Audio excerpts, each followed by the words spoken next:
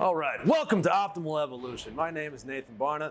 We've got our friend TJ here, Coach, and we are going to discuss today how to properly wear a belt.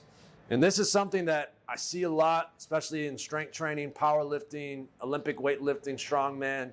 And there's a little bit of misinformation about how to properly use a belt. And so my intention today is to be able to clear that up. So first things first is you have to understand how to brace without a belt. And so in order to understand how to brace, you got to understand how to breathe. So ideally a full diaphragmatic breath, hold this for me for a second.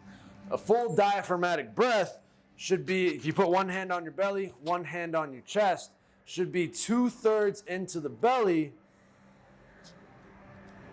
and then the last third rises into the chest. And the reason that is important for bracing is because if you're not getting full diaphragmatic breaths, your inner unit, your core, isn't going to be able to function properly. And a lot of times you end up using a lot of your secondary respiratory muscles, which are like your traps and some of your neck muscles. And that's why a lot of people have really tight traps and necks, because they're always breathing into their chest.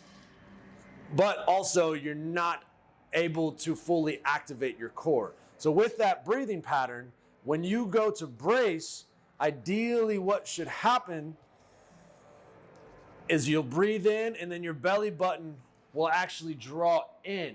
And this, when you draw your belly button in, this is activating your transverse abdominis, which is like a corset muscle that wraps around.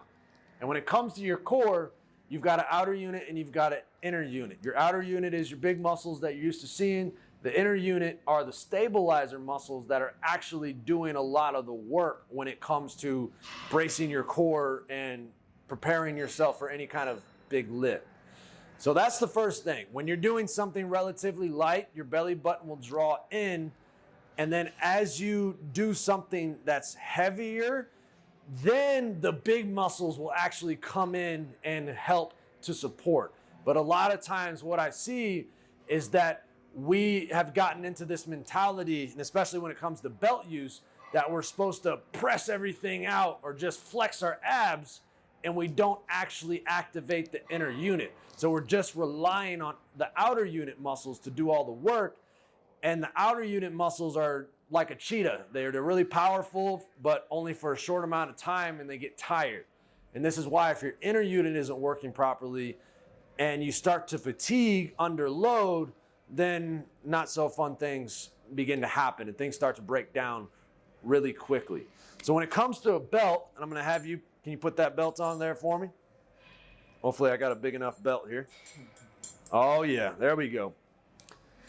So when it comes to a belt, firstly, yes, you want it tight, but you don't want it to cinch you. Step in here a little more. Make sure we're in this angle here. Wow, he's got it on there. There we go. And a little caveat, a pro tip with the belt is depending on what lift you're doing for our power lifters out there, the belt placement might be a little different. We'll probably make a separate video just on that, but just know that even where you put the belt can matter. But for the sake of this video, as we're talking about bracing, when you put the belt on, and the only reason I would use a belt is if you are competing and you're trying to maximize your performance. If your goal is just, general health and general fitness, you're not necessarily aspiring to be a high-level competitive athlete, I normally wouldn't recommend a belt, because as you'll see, it actually teaches you to do the opposite of what you're supposed to be doing when you brace. But for all lifters out there, or for anyone that just likes to use a belt because it does help, when you put the belt on, so when you go to brace with the belt, a lot of people will tell you that all you're gonna do is just press out against the belt. And in fact, when you have the belt on, that's kind of your natural tendency, because proprioceptively, you've got something pressing against you, so you wanna press out against it. But like I said, if you're only activating the big muscles on the outside, then you're losing the function of the inner unit, and you're not gonna have proper stability. So how to properly use a belt. So you're going to take a full diaphragmatic breath first and foremost. We'll take a big breath into the belly.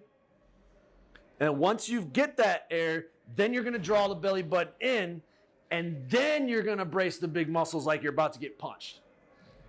And just by doing that, you'll feel that 360 pressure.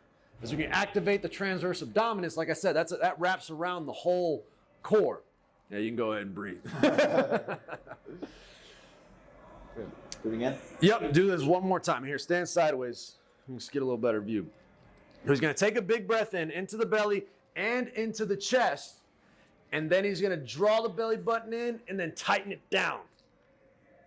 And I think more about tightening it down, locking down, than just pressing out. And if you practice this, you will feel the difference.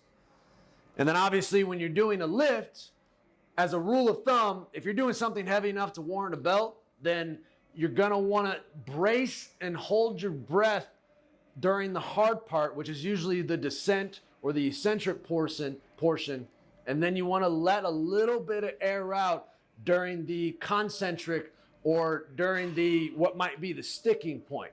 So like on a squat, as you're coming up, usually you'll let some air out. On a bench press, as you're coming up, usually you let some air out. But when you do it through pursed lips, then that'll also help to maintain the pressure here.